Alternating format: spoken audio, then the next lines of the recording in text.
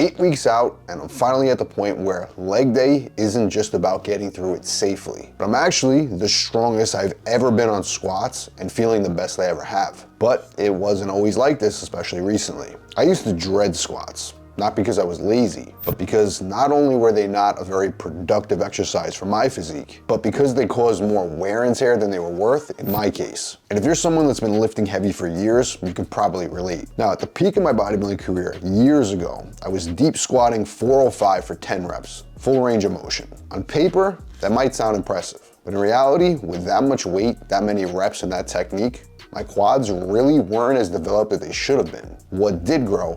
My glutes, my hips, and my lower back. And what did I walk away with? Some nagging wear and tear aches and pains. Small to moderate quad gains, and a bunch of issues that ultimately set me back. The problem was, and I didn't realize it at the time, I was just chasing numbers. Instead, I should have been chasing progress. It took years, a lot of pain, a lot of frustration, just to come to terms with certain exercises just aren't productive for everyone. And as a bodybuilder, if your goal is to build muscle, there are no must-do exercises. Now, when I swapped out those barbell squats for doing things like belt squats, pendulum squats, hack squats, I finally started seeing the kind of progress that I was chasing. But don't get me wrong, it wasn't just about the machine. It was about how the movement loaded my structure, how those exercises gave me the ability to train my quads without wrecking the rest of my physique. Now, this prep, I've had to train smarter than ever. Remember, I'm 20 plus years into this game, and my goal this prep was to bring up my lower body to match my upper body without snapping my body in half. So I've been really leaning into those belt squats this prep,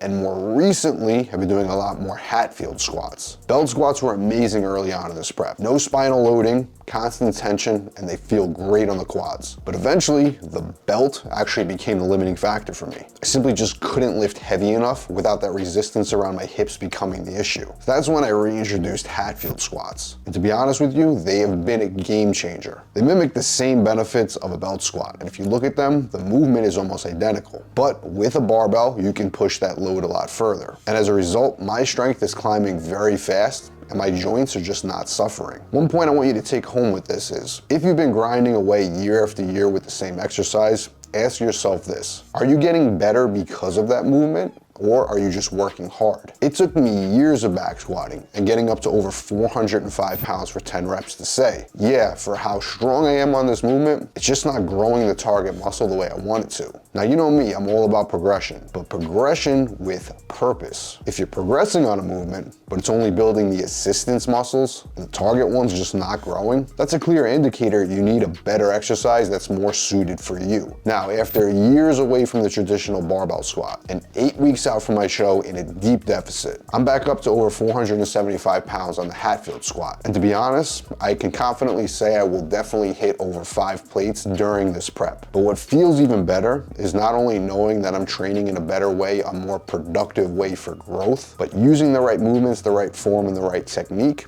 I'm staying healthy, and I'm actually improving long term. Remember, bodybuilding isn't just about intensity. It's also about precision, progression, and a long-term strategy. This prep, I needed to bring up my legs to match up my upper body. Due to years of not being able to train legs the way I wanted to, I had a decision going into this prep. I can, one, either just plow through the pain, I can risk injury and just focus on that raw intensity, which the younger version of myself would have absolutely done. Or I can get creative and find ways to work around this. I can become more surgical in my approach. And if you notice the way I'm squatting, I'm not rushing these reps. I'm not training ballistically. I'm not amping myself up either. All things that I would have done when I'm younger, just focusing on that raw intensity. So my point is, train hard, but train smart. And don't be afraid to evolve either, even if that means it's letting go of what you used to do. Now, I'm sure some of this hit home for you. And if it has, I want to know what leg movement has been the biggest game changer for you. And also, shout out to Gym Reapers and Transparent Lab supplements. Both have played a huge role in helping me push harder and recover during this contest prep. If you want the best supplements and the best gear in this game, check out both of them and make sure you save yourself some money with my discount code below. And as always, make sure to subscribe if you want more of the best no-nonsense bodybuilding training advice just like this.